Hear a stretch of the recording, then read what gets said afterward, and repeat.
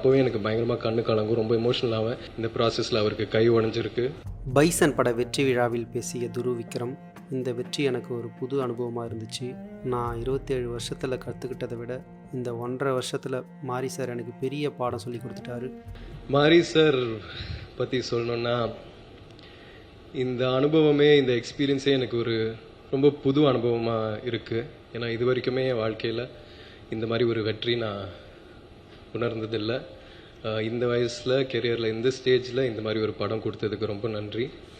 ஏன்னா இந்த படம் மூலயமா நீ சினிமாக்காக என்னெல்லாம் பண்ண தயாராக இருக்கணும், எவ்வளோ எஃபர்ட் போட தயாராக இருக்கணுன்றது இந்த கதாபாத்திரம் மூலயமா, கிட்டான் மூலயமா, அவன் நேசிக்கிற கபடி மூலயமா ரொம்ப அழகாக காமிச்சார் மாரி சார். எனக்கு இது வரைக்குமே நான் 27 இயர்ஸில் கற்றுக்கிட்ட விஷயங்களை விட நான் அவரோட ஸ்பெண்ட் பண்ண அந்த 1.5 வருஷத்தில் லேர்ன் பண்ண விஷயங்கள் தான் அதிகம்.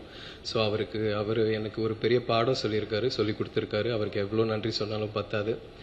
அண்ட் இத்தனை லெஜெண்ட்ஸ், இவ்வளோ நல்ல டெக்னீஷியன்ஸோட ஒர்க் பண்ண வாய்ப்பு கொடுத்ததுக்கு அவருக்கு ரொம்ப நன்றி சொல்ல விரும்புகிறேன். மாரி சார் எனக்காகவும் இந்த படத்துக்காகவும் அவரோட கையே உடஞ்சிடுச்சு. மேடையில் கண் கலங்கிய துருவ் விக்ரம்.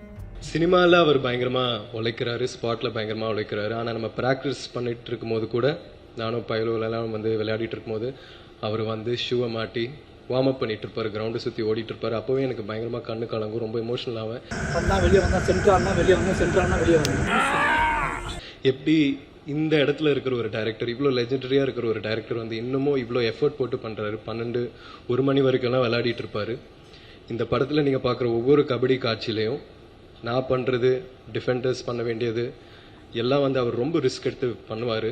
இந்த ப்ராசஸில் அவருக்கு கை உடஞ்சிருக்கு, நிறைய இன்ஜுரிஸ் ஆகிருக்கு. இதெல்லாம் எழிலா நான் சொன்ன மாதிரி நம்மளோட சினிமாக்காகவும் எனக்காகவும் பண்ணாருன்னு நான் நம்புகிறேன். ஸோ அவருக்கு எவ்வளோ நன்றி சொன்னாலும் பத்தாது sir. Thank you so much sir.